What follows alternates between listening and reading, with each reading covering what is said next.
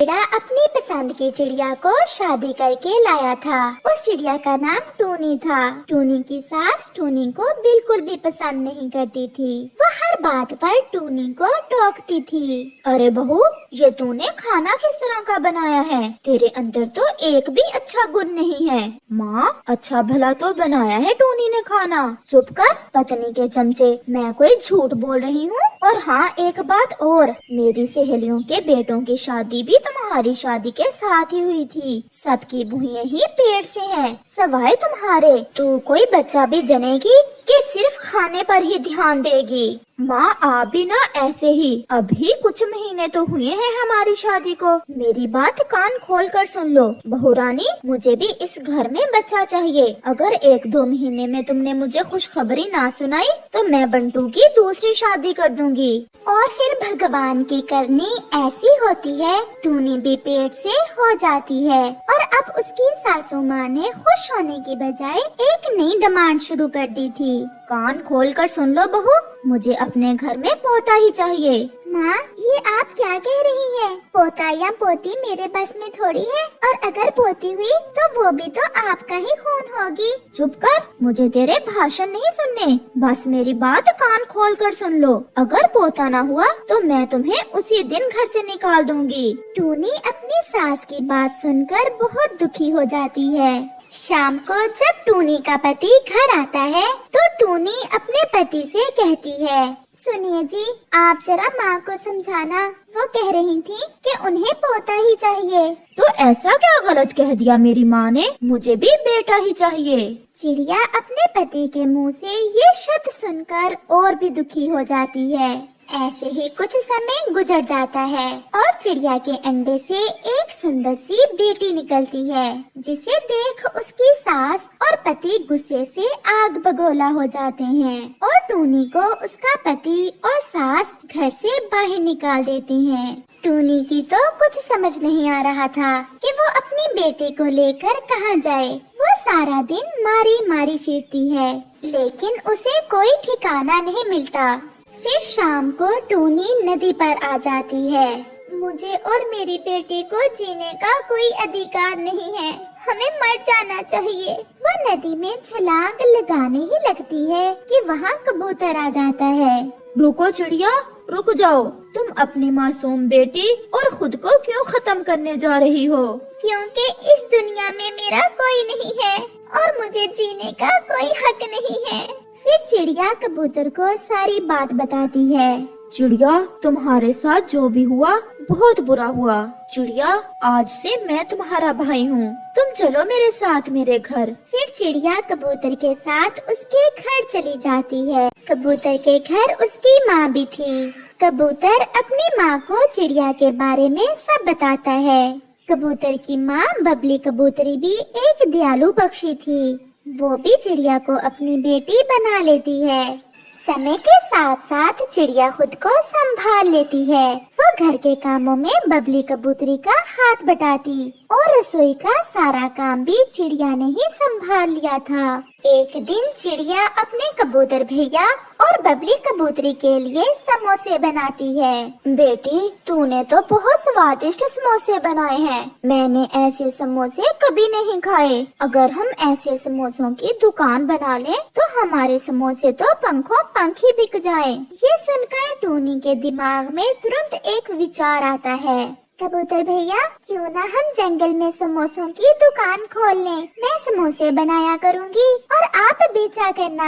ऐसे हम खुद का बिजनेस शुरू कर सकते हैं। कबूतर भी बात मान लेता है।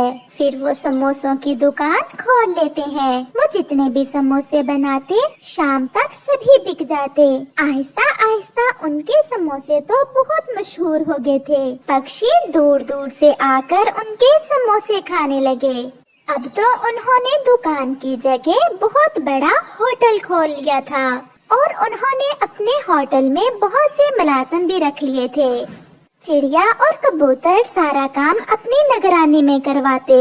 बंटू चिड़े को भी चिड़िया की तरक्की के बारे में पता चलता है, तो वो भी टूनी के पास आता है। बंटू, आप यहाँ क्या करने आए हैं? मैं अपनी बेटी से मिलने आया हूँ। मुझे उसकी बहुत याद आ रही थी। अच्छा, तो आज आपको अपनी बेटी की याद आ रही थी। उस दिन का क्या, जिस दिन आपने हमें अपने घर से निकाल दिया था और एक बार भी हमारे पीछे आकर नहीं देखा कि हम मर गए हैं या जिंदा हैं। अब आप यहाँ से जा सकते हैं। अब हमारा आपसे कोई रिश्ता नहीं है। टूनी, तुम मेरे साथ ऐसा ना करो। मेरे पास कोई नौकरी नहीं रही, घर में फाके पड़े हुए हैं और माँ की दवा के लिए भी पैसे नहीं हैं। तो यूँ कहिए ना कि आज भी आप हमारे लिए नहीं बल्कि हमारा बिजनेस देखकर आए हैं। बताइए कितना पैसा चाहिए आपको, मैं दे देती हूँ, लेकिन दोबारा हमारे पास आने की कोशिश न करना। फिर चिड़िया बंटू चिड़े को एक माकूल रकम देकर वहाँ से भेज देती है और खुद अपनी बेटे के साथ खुशी खुशी का जीवन बिताती है। कालू कौवा एक अमीर पक्षी था। वो अनाज का बहुत बड़ा कारोबार करता था। इसी सिलसिले में उसे अक्सर दूसरे जंगल जाना पड़ता था। आज भी वो अपने काम के सिलसिले में दूसरे जंगल गया था, तो वहाँ उसकी मुलाकात गोरी कौवी से होती है। बातों ही बातों में गोरी कौवी उसे बहुत अच्छी लगती है। वो उसे बिहाकर अपनी हवाई मोटर में बैठाकर साथ ले आता है। अरे कालू बेटा, ये तुम इतनी सुंदरी कौवी कहाँ से साथ ले आया? माँ, ये गोरी है। हम दोनों ने शादी कर ली है। अगर मैं आप पर रहता तो आप तो किसी घरेलू सी कौवी के साथ मेरी शादी करती।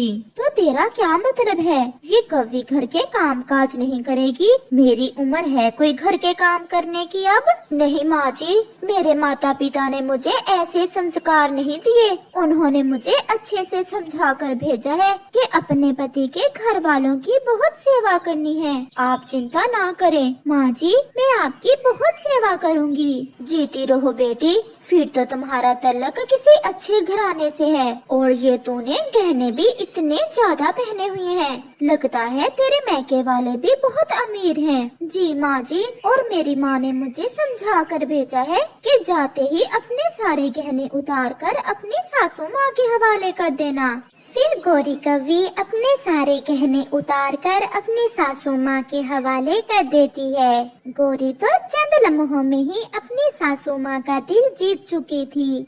फिर गौरी ने सारे घर को संभाल लिया था और रसोई भी बहुत अच्छे से बनाती थी और अपनी सासू माँ से बैठकर घंटों बातें करती। उसने अपनी सासू माँ को अपने पूरे एतमाद में ले लिया था। एक दिन सुबह जब गौरी की सासू माँ सोकर उठती है तो उसके गले का महंगा हीरों का हार नहीं था। वो तो शोर मचा देती है। कालू बेटा जल्दी आओ। हाँ माँ, क्या हुआ है? क्या कोई डरावना सपना देखा है? नहीं बेटा, मेरा हार नहीं है मेरे गले में। फिर वहाँ गौरी भी आ जाती है। माँ, तुमने उतार कर कहीं रख लिया होगा। नहीं बेटा, तुम तो जानते हो मैंने वो हार कभी भी अपने गले से नहीं उतारा। वो हार तुम्हारे पिता ने मुझे तोहफे में दिया था, इसलिए मैं उस हार को हमेशा अपने गले में पहने रखती थी। माँ, ये भी तो हो सकता है आपने वो हार उतार के रखा हो और कोई चोर चुरा कर ले गया हो। नहीं बेटी, जब मैंने वो हार उतारा ही नहीं तो चोरी कैसे हो गया? हाँ माँ, मुझे याद आया, आप कल बाजार भी तो गई थी शॉपिंग करने। मुझे तो लगता है आपका हार वहीं किसी चोर ने उतार लिया होगा। आपको नहीं पता आजकल के चोरों का, चोरी करते समय पता ही नहीं लगने देते। हाँ बहू, शायद तुम ठीक ही कह रही हो। मेरा हार जरूर बाजार में किसी ने उतार लिया होगा। फिर कुछ दिन गुजरते हैं कि उनके घर की अलमारी से सारे गहने चोरी हो जाते हैं। बेटा, उस दिन मेरा हार चोरी हो गया और आज अलमारी से सारे गहने। माँ, अलमारी की चाबियाँ कहाँ हैं? बेटा, वो तो मेरे पास ही हैं। माँ, मेरी माँ ने तो आप घर की सारी चाबियाँ गौरी के हवाले कर दें। आपको भूलने की बीमारी लग गई है। आप चाबी रखकर भूल गई होंगी और किसी मुलाजिम ने मौके का फायदा उठाकर अलमारी से गहने निकाल लिए होंगे। हाँ बेटा, तुम ठीक ही कह रहे हो। ये लो बहू, ये चाबियाँ तुम अपने पास रख लो। अब इस घर की सारी जिम्मेदारी तुम्हारे ऊपर है। आज तो गोरी अपने मकसद में कामयाब हो गई थी। असल में गोरी कवि सारी ड्रामेबाजी कर रही थी। वो तो एक बड़े गैंग का हिस्सा थी और उनका तो मकसद ही ये था किसी अमीर पक्षी को जाल में फंसाकर उसे लूटना। फिर गोरी कव्वी वो सारे अनाज की बोरियां जो कि कालू कव्वे ने अपने कारोबार के सिलसिले में घर रखी हुई थी, वो सब भी चोरी करवा देती है। जब कालू कौवा घर आता है तो अपना अनाज चोरी हुआ देख बहुत परेशान हो जाता है। माँ, ये हमारे साथ क्या हो रहा है? हमारे घर की तो सारी चीजें ही चोरी होती जा रही हैं। ये कौन है जो इतनी बुरी तरह हमारे पीछे पड़ चुका है? फिर गोरी कव्वी भी वहाँ आती है। कालू जी, मुझे जरा अपना ATM कार्ड तो देना, मैंने शॉपिंग भी करनी है और कुछ खाने पीने का राशन भी लाना है। घर में मौजूद सारा